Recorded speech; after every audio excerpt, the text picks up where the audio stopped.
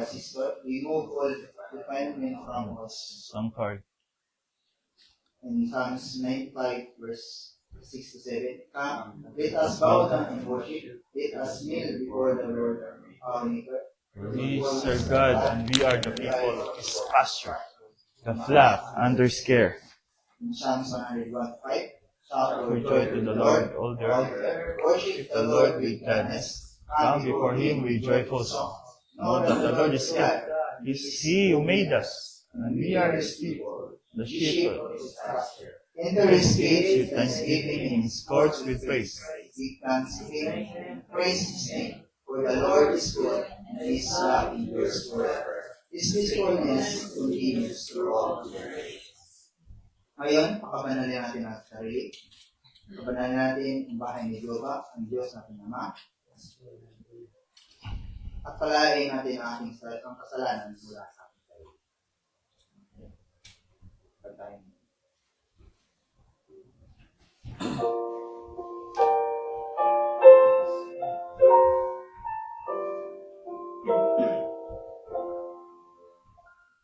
Search me, O God, and know my heart indeed. Try me, O Savior, Knows my anxious thoughts. If there be any wicked ways in me, guide me, O Savior, to eternity.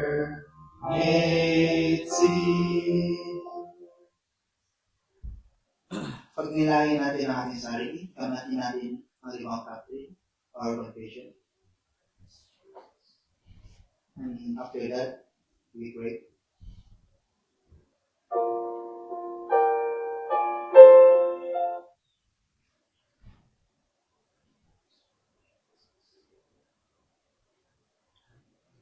So let us pray.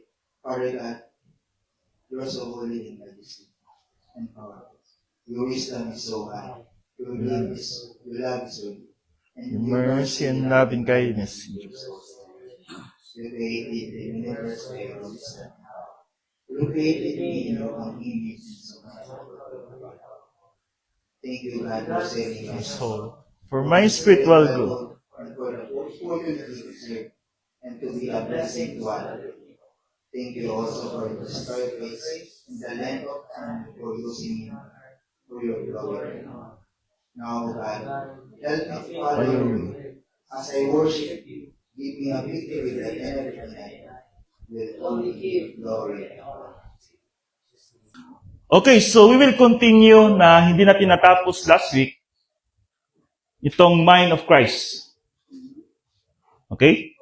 So, remember, we studied about the mind of Christ because the important is not what we do, but what we think. So, your mental attitude is what you think at any given time. So, consequently, thinking is the battleground of our soul. No? Our thinking is the battleground of our soul. So, ang life ng bawat isa, every believer, is determined experientially by two viewpoints. Remember that. Two viewpoints, which is the human viewpoint and the divine viewpoint. So, this is the battle inside of us. The worldly viewpoint and the divinely viewpoint. So, what we think and what we decide, that is the outcomes of our destiny. So if we think worldly, it means the human viewpoint, then our destiny is worldly. But if we think divinely, and that is divine viewpoint, and then, of course, God will glorify in us. So that is the principles that we discussed last week. So before that, basahin mo natin itong Hebrews chapter 4 verse 12. The Word of God is alive and powerful, sharper than any two-edged sword, piercing, even to the asunder of the soul and the spirit, and of the joints and the marrow, and critic of thoughts and intents of the heart. In 2 Timothy chapter 3 verse 16 to 17, all scripture is God-breathed, and is profitable for doctrine, for reproof, for correction, for instruction in righteousness, that the man of God might be mature, thoroughly furnished unto all good works. In 2 Timothy chapter 2, verse 15, study to show thyself approved unto God, a workman that needed not to be ashamed, rightly dividing the word of truth. Okay, please open again your Bible in 1 Corinthians chapter 2, verse 16. It said, "For who has known the mind of the Lord so as to instruct him? But we have the mind of Christ." So this is Apostle Paul writing to the Corinthians believer that they need to think like Christ.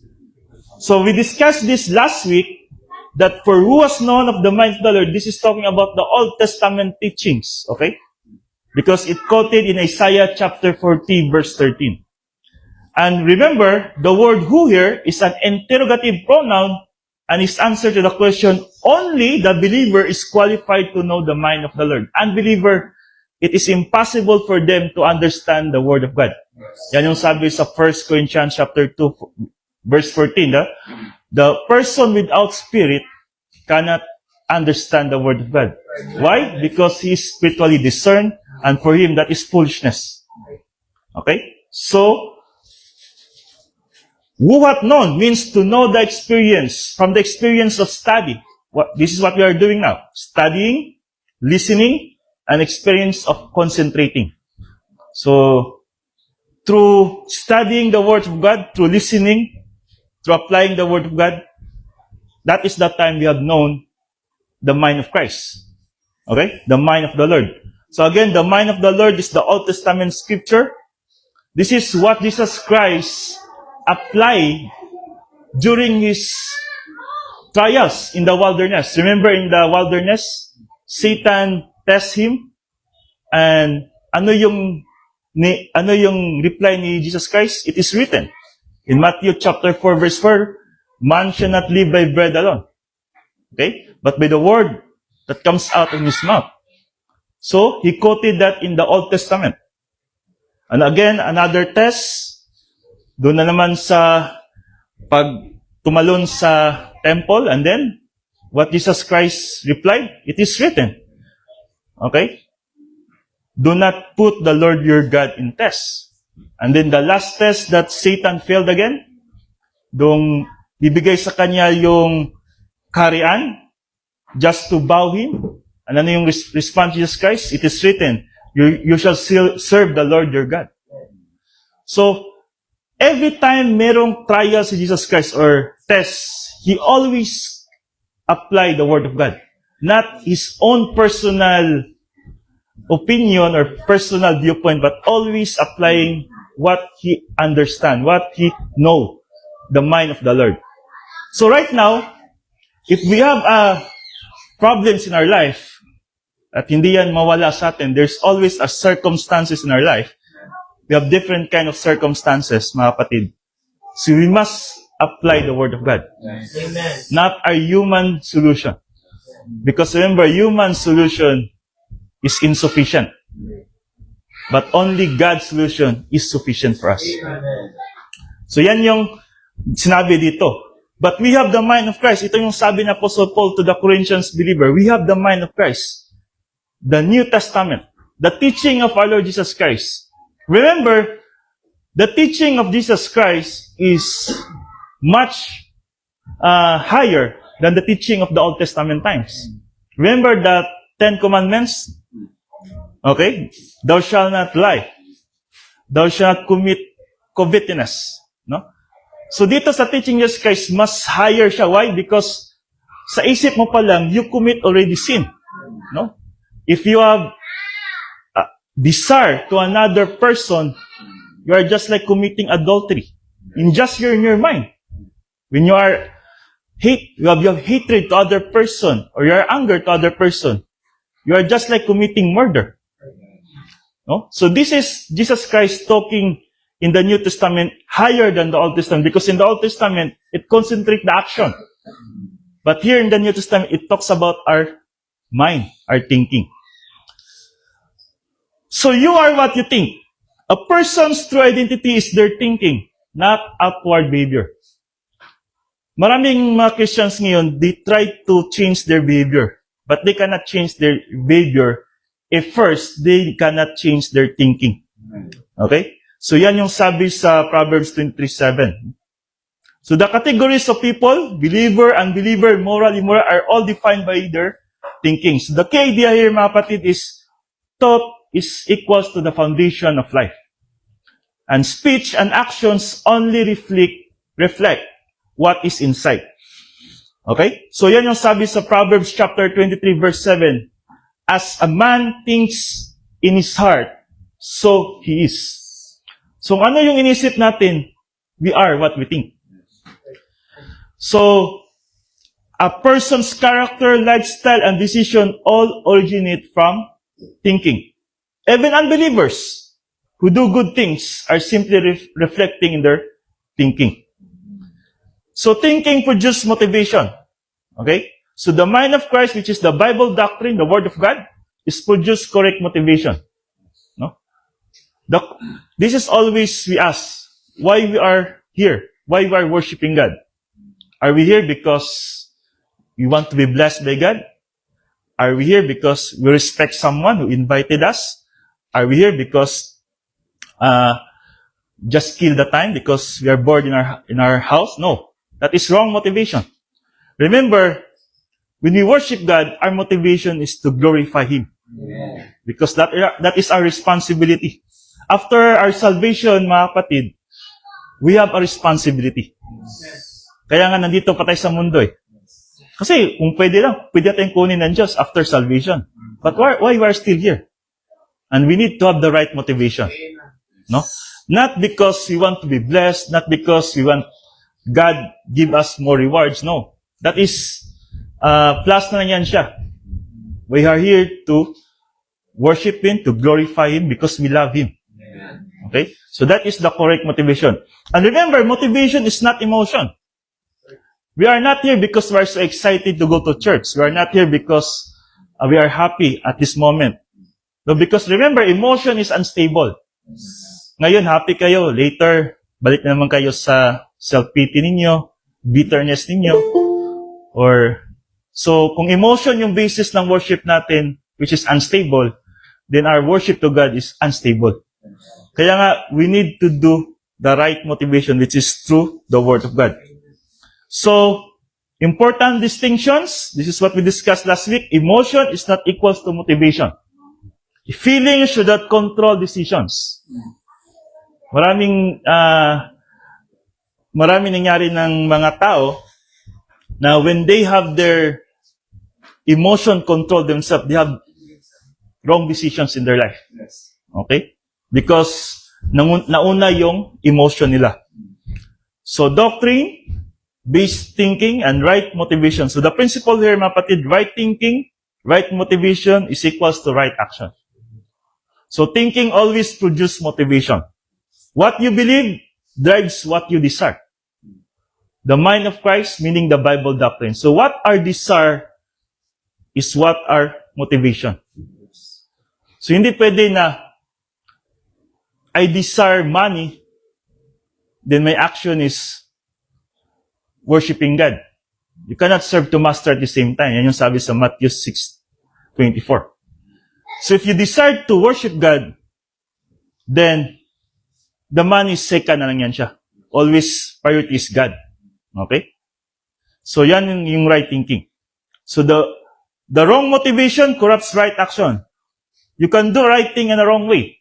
No? For example, doing like this, no? Attending Sunday worship, attending Bible study, that's the right thing. But if your motivation is wrong, I'm going to church so that makita ng ibang tao that I'm a good person. No? Kasi nandun yung crush ko. Yan yung sa mga youth camp eh. Yan yung madalas. Yeah? Yucatan eh. So that is wrong motivation. Okay? Because remember, God sees our heart. Not man sees. Yan yung sabi sa 1 Samuel 16:17.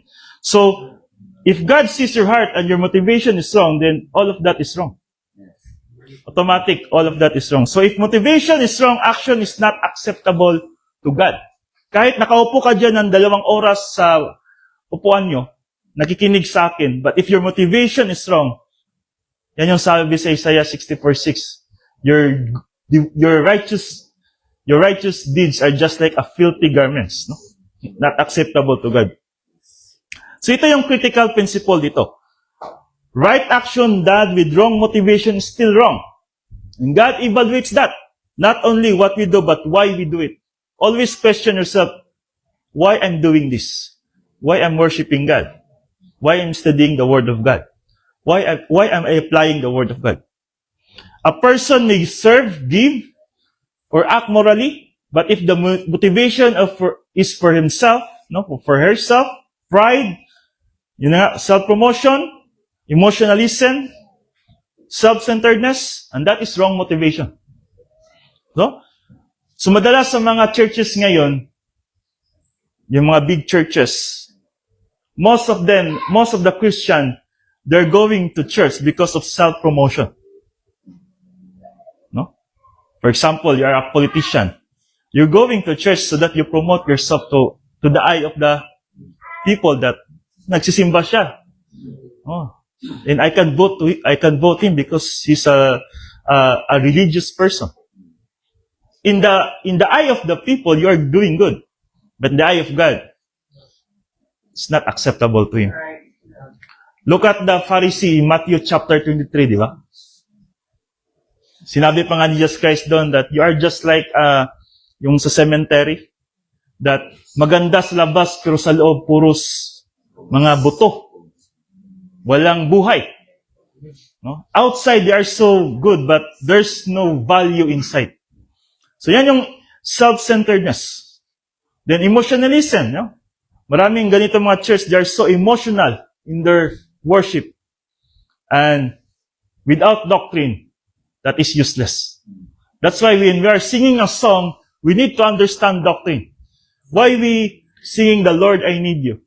Because it reflects or express that we need to be dependent on God, not on ourselves. If you don't understand about grace, then how can you sing that song? That is only emotion. When you sing that song without understanding the grace doctrine, you are only singing a song without doctrine, then that is emotion. You like the melody, you like the arrangement of the song, and that is not acceptable to God. You sing a song because you understand the grace. Okay? And then mental attitude sins, no? When you are worshiping God, while you are in anger, while you are in pride and jealousy, that is not acceptable to God. That is wrong motivation. So, what is the result of that? Produce human good. No? Human good means, in the sight of man, you are doing good, but in the sight of God, you are not doing good. Remember, divine good, doing the right thing in the right way.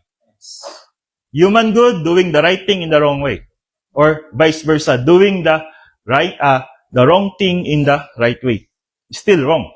So if the only motivation align with the cosmic system, not God's plan. So if you are doing your motivation for this world, this world is cosmic, and not for God's plan, and that is the result of wrong motivation. Minsan kasi mga tao, they go to church because they want, yun nga, siguro may coming na test. Siguro may coming silang GLPT exam. They want to go to church so that they can pass the exam. And that is wrong motivation. Kailangan mong mag-worship God without that kind of goal. Okay? So, doon lang tayo pupunta kung saan kailangan natin ng Diyos. And that is wrong motivation. So, the only true motivation comes from, again, Word of God, Bible doctrine, the teaching of our Lord Jesus Christ. Grace orientation, you need to understand grace. Again, importante yung grace. As what Brother Giovanni taught kanina about grace. This is dependent on God. This is not in our own works. This is not own merit. We are not deserve this. We are not earn this. So thinking with the mind of Christ. So that is the only true motivation. Because when you are thinking like Christ, lahat ng mga problems in life, you are applying like Christ. Remember the wilderness? Di ba? Lahat ng Actually, the wilderness, that is para rin yan tayo dun eh. Yung una, yung taste about our flesh. Yung food. It talks about the problem of our flesh, no? Kailangan nating kumain. Desire of our flesh. Then, Jesus Christ overcome that. Then, yung pangalawa, yung desire natin sa atong mga goals natin. Mga ambitions natin. No?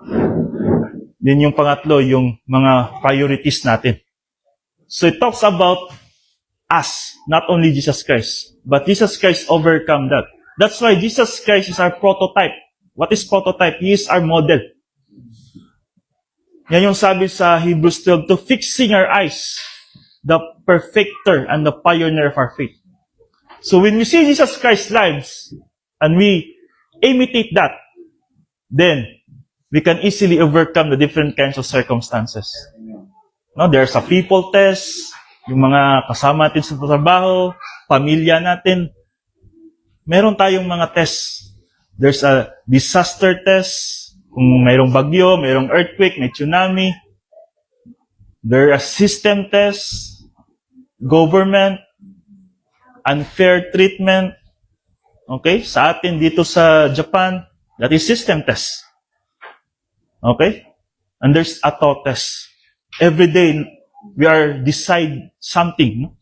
Lahat ng ginagawa natin, we decide that. And that is thought test. But the problem is, if without the foundation of thinking like Christ, of course, your decision in life is human. Okay, paano ka mag-decide sa isang bagay without the foundation of the Word of God? Of course, the foundation na meron ka is worldly. And remember, if your foundation is worldly, then you are like a fool person building your house in the sand. Pagdating yung bagyo, yung problema, bagsak. Sira yung bahay mo. Kaya nga, yan yung sabi sa Ephesians, no? Chapter 5, verse 15 to 16, that be careful of what you live, no? Not as unwise, but be wise. Making the most opportunity of your time because the days are evil. So we need to be wise, mga kapatid. We need to build our house in the rock. Kung saan pag dumating yung unos, yung bagyo, mga different kinds of problems in life. Kasi hindi natin mapigilan yung problema. Darating talaga yan.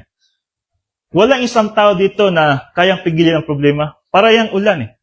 Yung ulan, hindi mo kayang pigilan yan. Pero pag wala kang payong, mababasa ka talaga yan. And our umbrella is the Word of God. So if you have the umbrella, then it can protect you, then hindi yan papasok sa soul mo, then you will not become stressed. Kasi pag naging stress ka sa isang problema, mga kapatid, it means wala kang faith sa Diyos. Kasi yung stress, yan yung nasa loob mo eh. Remember, adversity is inevitable, but stress is optional. Remember that principle. Nasa sayo kung ma-stress ka sa mga problema. Kasi ikaw yung nag-decide eh. Pero once na mayroon kang salita ng Diyos, at hindi ka na-stress, then it means you overcome that kind of problem. No? Mayroon ka mga verses like Romans 8:28, all things work together for good. 1 Peter 5:7, casting all your cares upon Him, for He careth for you. Trust in the Lord with all your heart. Proverbs chapter 3, verse. If you have that kind of verses in your life, the promises of God, then how can you be failed in the circumstances in your life? So we need to think like Christ. So this leads to serving God properly, and producing divine good, which is rewardable in eternity. Not only for eternity, but blessing in time here on earth. Dalawa kasi niya eh. 2 birds in 1 stone. Reward in eternity, kung saan babalik tayo doon, as soon, and also blessing in time while still here on earth. So this is the only legitimate motivation in the Christian life. Comes from the Bible doctrine, not from human viewpoint, not from worldly viewpoint. No? Kasi marami kasi ngayon sa mundo is worldly, yung pananaw. As long as I'm happy, I will do this. That is wrong. Because God never teach that. Sabi pa nga niya, no, if you want to follow me, if you want to be my disciple, take up your cross, deny yourself, and follow me. Di ba? And Jesus is the only way the truth, and the life. No one comes to the Father but through Him.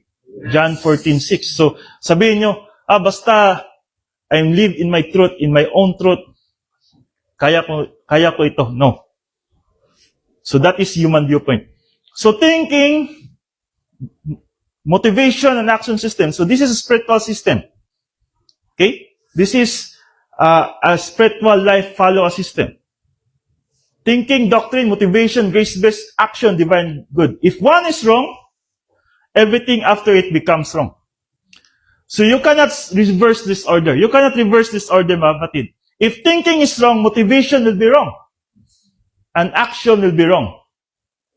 But if thinking is correct, based on doctrine, then everything that follows will align properly. Okay?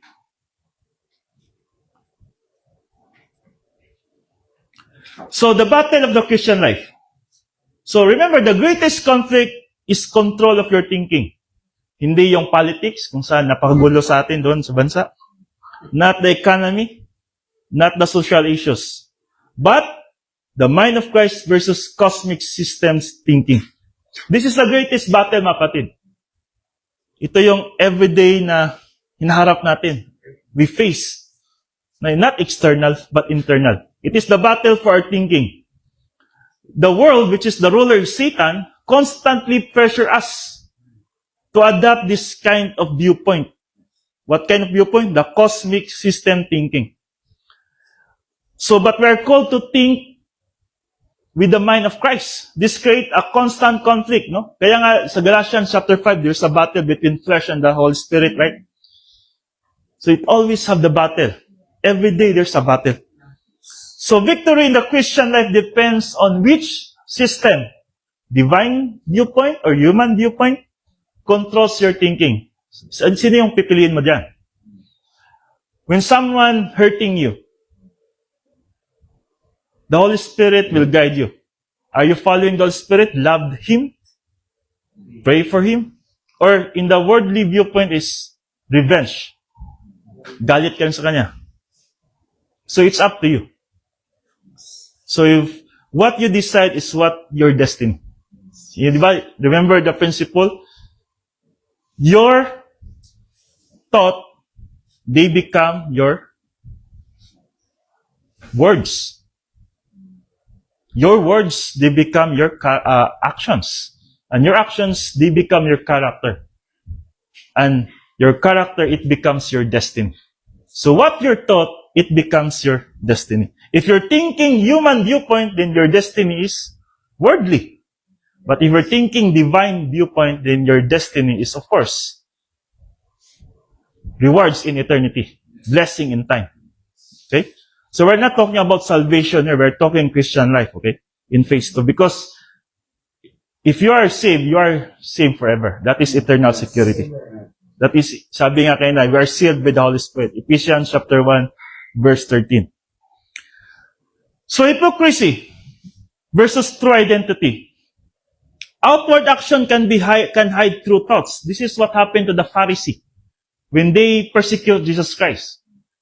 They are so good outwardly, but inside they have black propaganda against Jesus Christ. Okay? Hypocrisy means mismatch between thinking versus action. No, yan yung hypocrisy. Yung actions mo different sa thinking mo, or your thinking mo different sa action mo. So true identity means inner thought life. Even believers, but may fail. No, nakakasala tayo. But if thinking is correct, not true hypocrisy. Kaya nga yung rebound na tinuro kanya ni Brother Giovanni, if you are a believer, you need to confess. Huwag mong sabihin na, wala akong nagawang kasalanan sa buhay ko. No, that is hypocrisy. Because every now and then, we are marketing sins. We are like a person going to market buying sins. No? In our thoughts, mga kapatid, we are marketing sins. No? Nandiyan yung hatred, jealousy, self-pity, worry. Number 1 yan. Pag bumaba yung yen, mag-worry ka agad tayo. Di ba? Pag may nangyari sa mga kamag-anak natin, then doubting God, that is also a mental attitude sin. Arrogance, pride. Every now and then, we are buying sins. Okay? So that is the importance of rebound, or 1 John 1:9 confession. So that is not hypocrisy because you are telling yourself, I am a sinner. I need to. That's why, mga kapatid, during sa ministry of Jesus Christ, alam nyo sinong mga kasama niya? Not the Pharisee, not the very good person, but the sinners. Look at the Mary Magdalene, he's a prostitute. Look at Matthew, he's a tax collector. Ang dami. That's why nga, the Pharisee blasphemy Jesus Christ because sino yung makasama niya. But remember, Jesus Christ, sabi niya, I came here not to seek and save, but I came here to seek and save the lost. No? Yan yung sabi Jesus Christ. No? Ang doktor, naging doktor ka kasi pinagaling yung mga may sakit. Hindi yung mga walang sakit. Di ba? And that is Jesus Christ.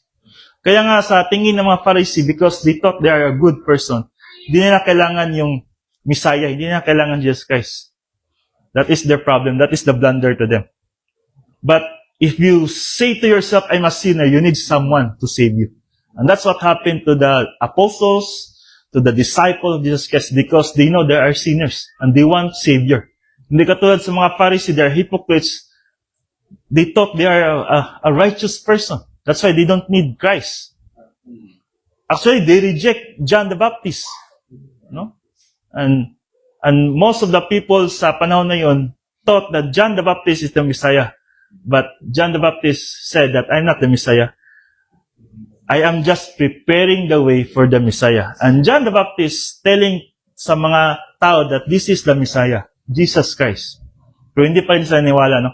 They are still crucified Jesus Christ on the cross. But that is the plan of God because without crucifixion, Jesus Christ, we are not here. We are not saved. Okay? So outward behavior does not always reveal the true person. Ito yung hypocrisy. People can say one thing and think another. That is hypocrisy. So even believers who fail are not necessarily hypocrites if their thinking is aligned with doctrine and they recover. So when we sin, we need to confess. That is our protocol. So guard your thinking. In Proverbs chapter 4 verse 23, guard your heart, mind. So if you have the mind of Christ, you need to guard that. You need to guard that. Why? Thinking is the source of life. Thinking is the source of life. It determines character, integrity, and direction. Ito yung kinukuman sa atin sa Scripture. To guard our thinking because it is source of life. What you allow into your mind shapes your character. And also your direction. So if you mix worldly thinking with doctrine, then you are become unstable. Don't mix the worldly thinking in divine thinking. You cannot serve two masters at the same time. So, but if you protect your thinking with truth, you develop strength and clarity. Guarding your thinking requires discipline, consistency, okay, and discernment. Kaya nga, without Word of God, you cannot discern everything. Just like when you are in front of your Goliath, no, we have many Goliaths in our life. So how can you discern if without the Word of God, without the mind of Christ? So we need to guard. So this is the marks of the mature believer. This is one of the example na ang goal natin is to be a mature believer. Yes. Just like a baby, ang goal ng isang parents na itong anak ko is maging matured. Di ba? So that is also the goal of our God the Father in heaven. That at the moment of our salvation, we are still babes. Yan yung sabi sa Corinthians, chapter 3, verse 1. Infant in Christ. Pero hindi pwede parati tayong infant. Kasi just like in the parenthood, sa worldly, masaya ka ba na kahit 20 years old na yung anak mo, yung ugali niya is bata pa? No. Hindi, di ba? So in Christian life, kahit matagal ka na dito, so 10 years ka nagsisimba, but if your Christian life is immature, then how can God be glorified in your life? We need to grow. Yan yung sabi ni Peter, 2 Peter 3:18, grow in grace and the knowledge of our Lord Jesus Christ. Sabi nga dito sa Philippians 4:8, finally, brothers and sisters, whatever is true, whatever is noble, whatever is right, whatever is pure, whatever is lovely, whatever is admirable, if anything is excellent or praiseworthy, think about such thing. So this is Philippians describes the thinking of a mature believer. True, honorable, right, pure, lovely, of good reputation. So these are not superficial qualities. They are deep mental attitudes produced by the mind of Christ. Okay?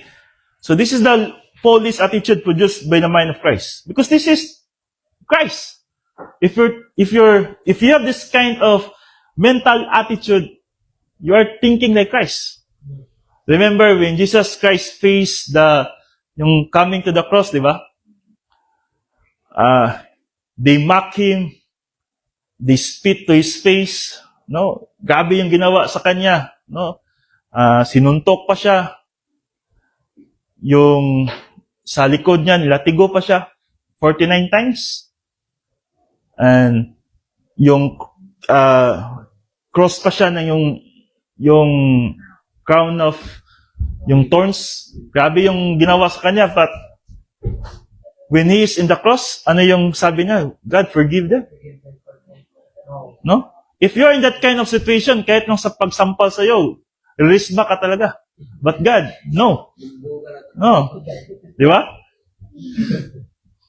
So kahit yung mga words lang na sinabi sa'yo, sigurado ako na, may katumbas din yun para sa'yo. So these are not superficial traits, but deep internal thinking patterns. So, ngayon, if you have the mind of Christ, so someone mocking you, are you going to respond to mock him also? To curse him also? No. Just like Christ, God, forgive them.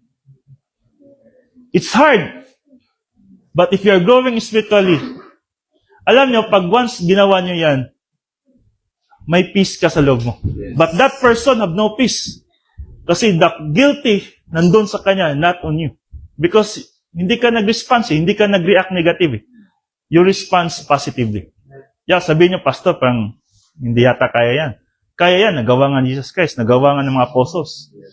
But of course, we need to have the foundation, which is the Word of God.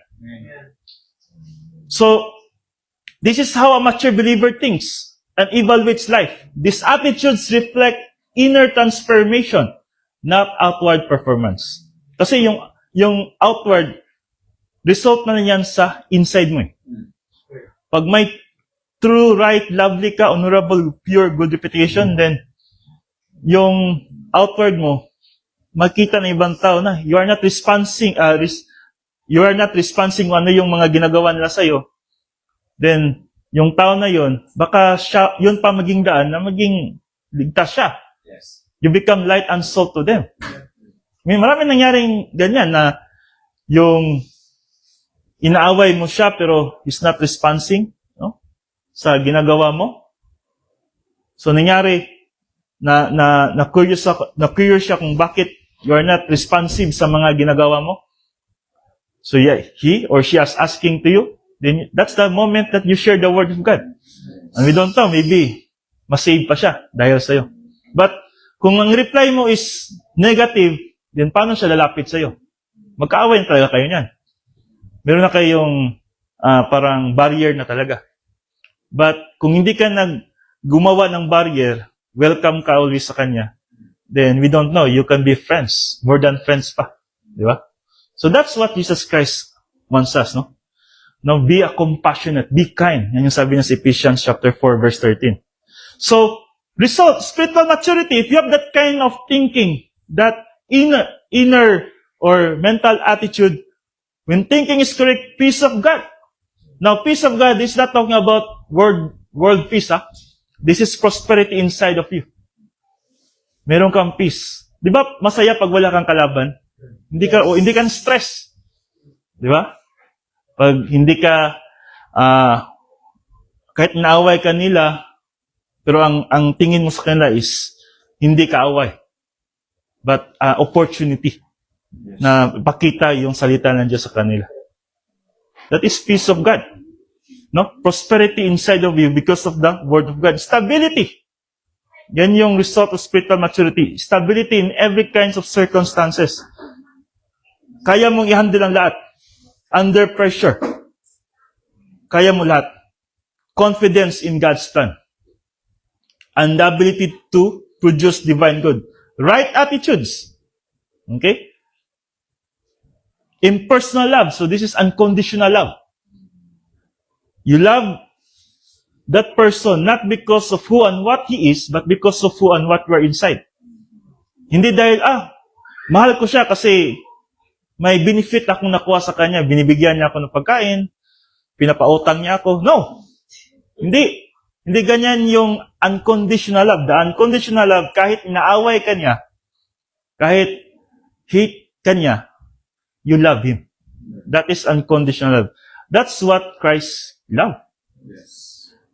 He died on the cross, hindi para sa mga believers lang, but to all. Even those Pharisees, even those Roman soldiers na naglumak sa kanya, He loved them. Kaya nga nasabi niya, forgive them. You cannot say forgive them if you really not love them. Di ba? So, spiritual self-esteem. So you are now dependent on the Word of God. No? Always you are applying the Word of God every kind of circumstances in your life. Okay? So, this is consistent in that. So, the outcome of this is fulfill God's plan because that is the plan of God for us. To live this kind of noble. No? Produce divine good. So, doing the right thing in the right way. That is the rewardable in heaven.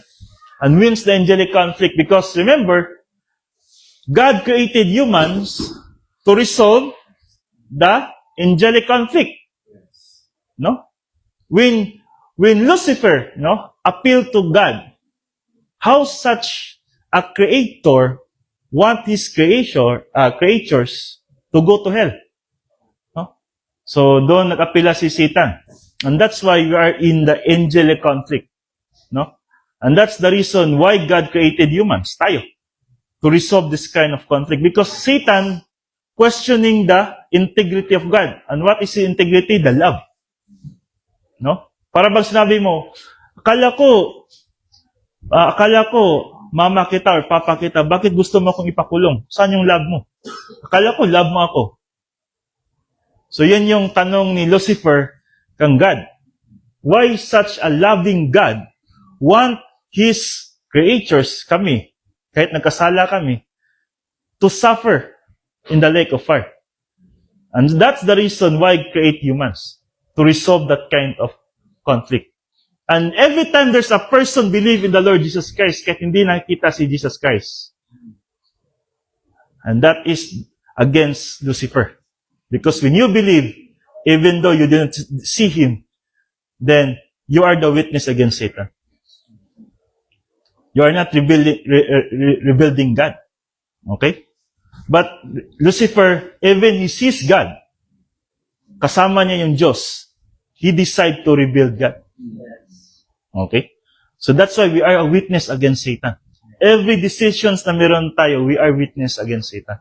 That is crucial, no? So, it is the product of correct thinking over time. Okay? So, the correlation between the mind and the will, this is a very important topic, okay? So, for example, I am worried sick. Thinking affects the body. So, the common phrase, I am worried sick, is actually very accurate.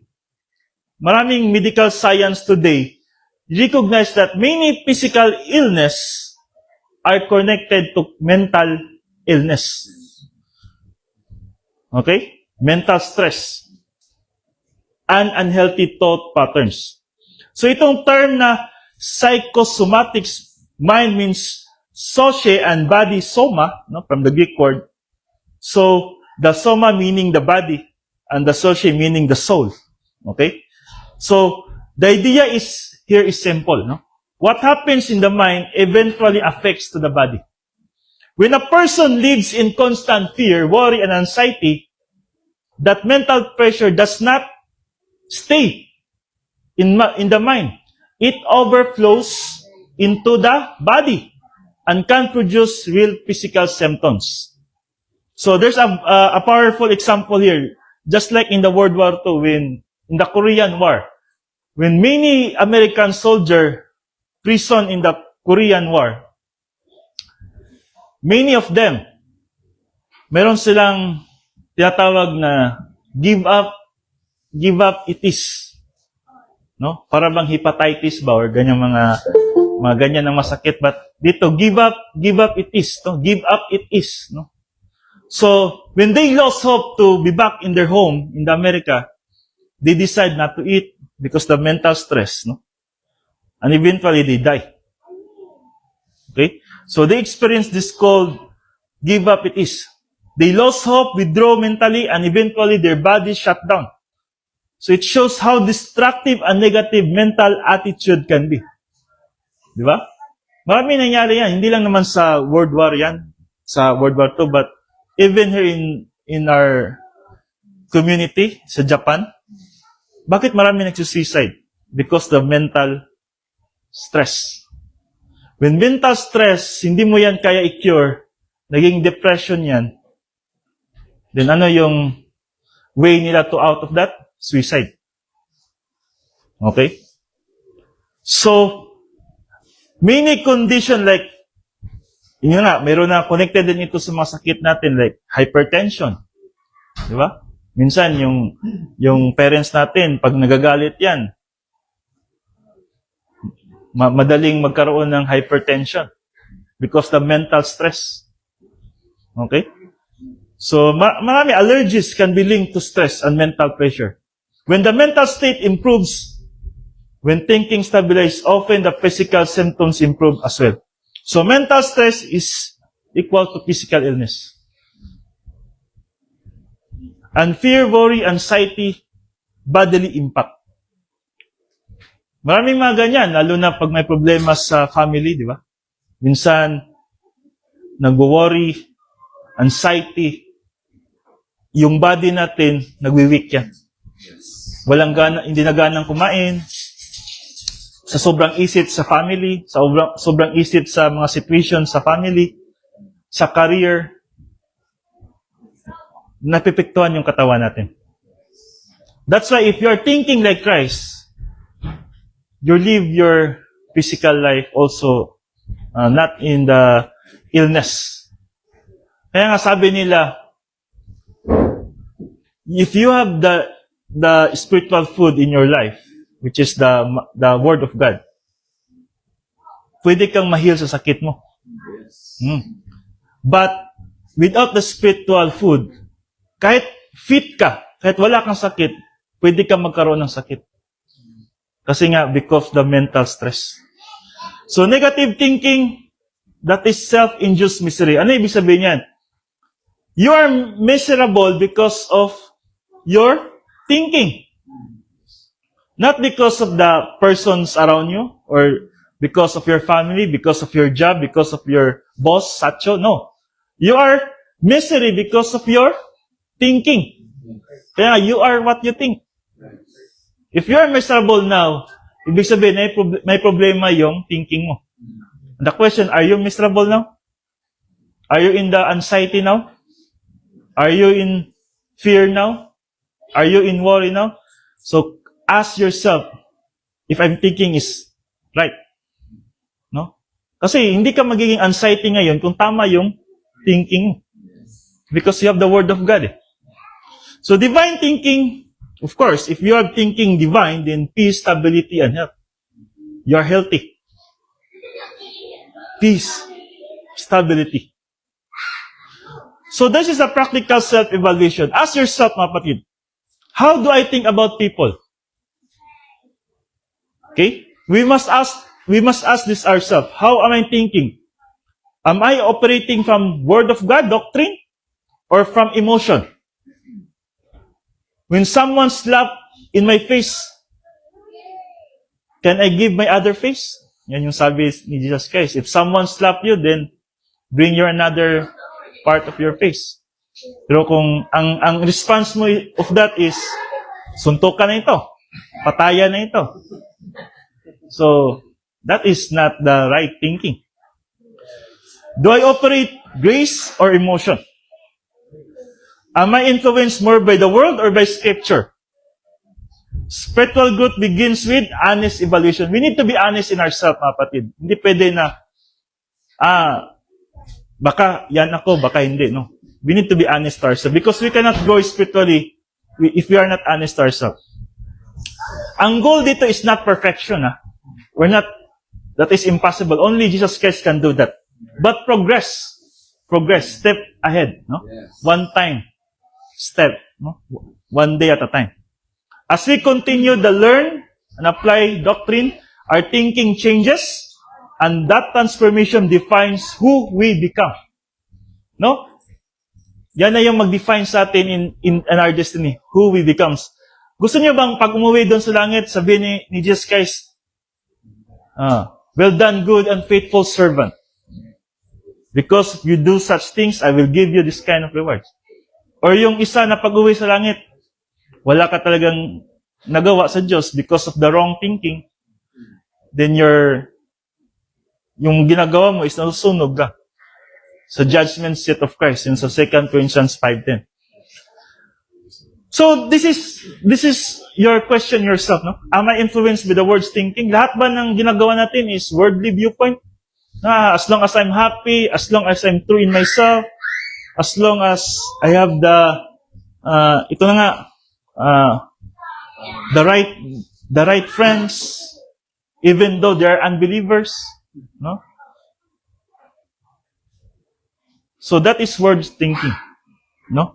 As long as I love him, even hindi siya believer, that is worldly thinking. Is my motivation self-centered or doctrinal? So you need to ask this in yourself. Why we are here? Are we here for God or for ourselves? No? Why I go to work every day? There's nothing wrong, no? Na, nagtatrabaho ako para sa pamilya ko. There's nothing wrong with that. Kaya nga nandito tayo sa Japan, anong purpose natin? Para provide sa family natin.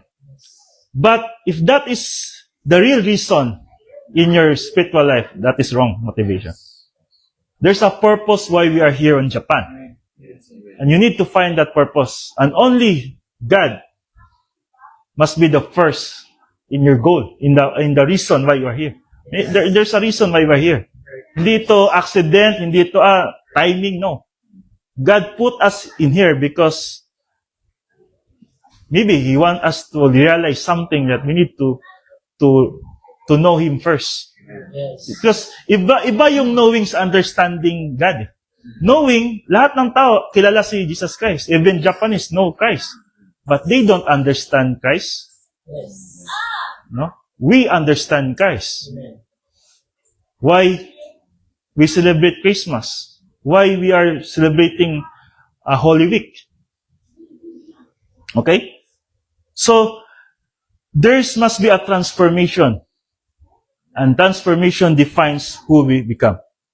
So the final summary of this topic, you become what you think. So thinking with the mind of Christ is the key to right motivation, right action, and spiritual maturity. So the Christian life is a thinking life. Everything begins with the mind of Christ.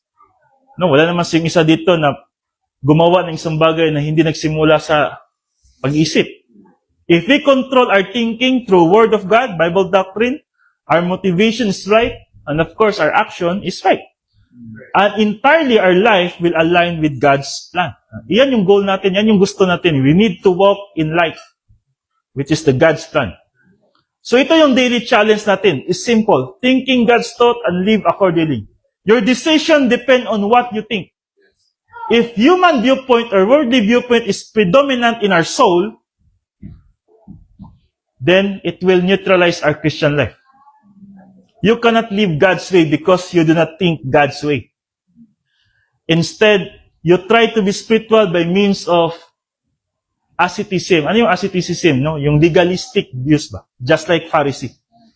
They thought that they are doing for God, but in reality, not. Yan yung legalistic life. Okay? So, operating on human viewpoint. You think you must work for what you get, while it is generally true in life that harder you work, the more you receive. That is human viewpoint. The harder you work, the more you receive. That is action. But it cannot be transferred. Hindi mo siya pwedeng i-transfer. Hindi mo siya pwedeng i-apply sa spiritual life. Because God designed our spiritual life to be life of grace. By grace, you simply appropriate all God provides. No? Sa worldly viewpoint, you work hard so that you receive more. But in spiritual life, you receive more because of God's grace. Not because you work hard. No? Kaya opposite talaga siya. Kaya nga, kung may isang tao nagsabi ito, I save because of I'm a good person. I save because I'm following the law of the land. I'm saved because hindi ako nakagawa ng kahit isang kasalanan sa buhay, which is impossible kasi Romans 3:10, no one is righteous. Then you are fooling yourself. You are fooling yourself. So we save because of the grace of God and the act of simple faith. So this is the verse that we need to understand. No? For my thoughts are not your thoughts, neither are your ways my ways, declares the Lord. For as the heavens are higher than the earth, so are my ways higher than your ways, and my thoughts than your thoughts. Isaiah chapter 55, verse 8 to 9. So it means, kapatid, the mind of Christ is higher than the human mind.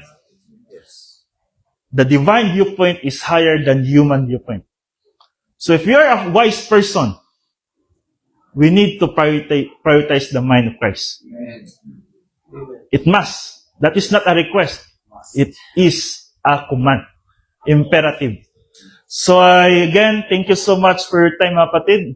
And I hope and I pray na lahat ng natutunan natin today, ma-absorb natin. Of course, this is not because of me. This is the Holy Spirit inside of you. The one who teaches you is not me, the Holy Spirit inside of you. I'm just an instrument there. I'm just a medium here. So if you have the positive volition, you can easily understand what I'm talking here. Okay? So I hope na madala natin ito sa Christian life natin. Remember, ang goal natin sa after salvation is to grow more. No? As we grow more, we can easily overcome different kinds of circumstances. We need to have the mind of Christ. Thinking like Christ, live like Christ, and act like Christ. Yan yung sabi ni Apostle Paul, no? Be an imitator of me as I imitate Christ. 1 Corinthians 11:1. And be my example. No? Jesus Christ our example. Ephesians chapter 5, verse 1. So thank you so much for your time. And let's go to our closing song. This is stand, mga kapatid. So, kantayin natin itong goodness of God.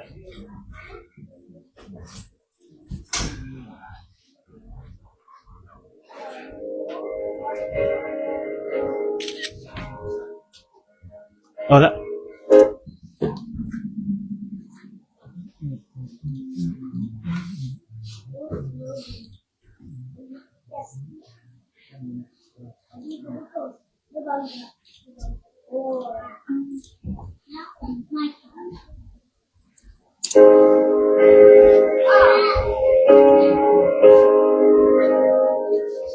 Love you, Lord, For your mercy never fails me. All my days I've been held in your hands. From the moment that I wake up until I lay my head, I will sing of the goodness of God. All my life you have been faithful. All my life you have been so, so good. with every breath that I am able, I will sing of the goodness of God. I love your voice. You have led me through the fire in the darkest night.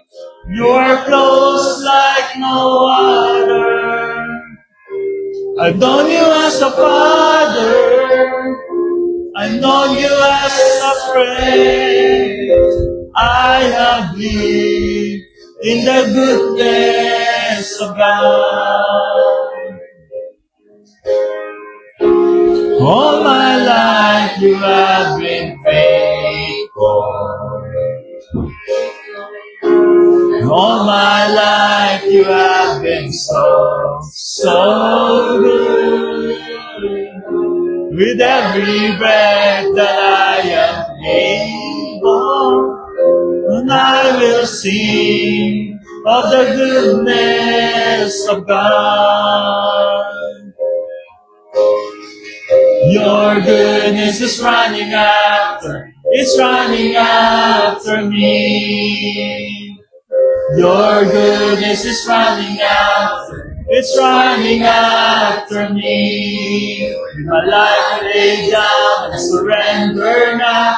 I give you everything. Your goodness is running after, it's running after me. Your goodness is running after, it's running after me. Your goodness is running after, it's running after me. With my life laid down and surrendered now, I give you everything. Your goodness is running after, it's running after me.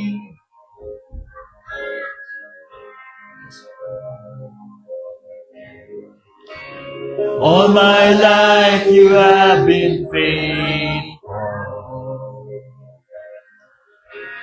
All my life you have been so good. With every breath that I am able, I will sing of the goodness of God.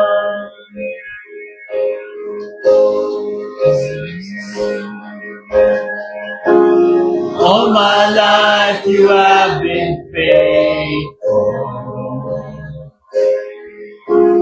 All my life you have been so good. With every breath that I am able, I'm gonna sing of the goodness of God. Oh, I'm gonna sing of the goodness of God. Let us pray. Father God, thank you for your goodness. Without your mercy, we're not here worshiping you. We are not here to be glorified for you. Thank you so much for this. Of course, for the salvation na binigay mo sa amin through grace. This is a gift from you. Thank you for the Word of God after our salvation, that we can able to overcome the different kinds of adversities, circumstances, and problems in life. Without your Word, we are not here. We cannot do nothing.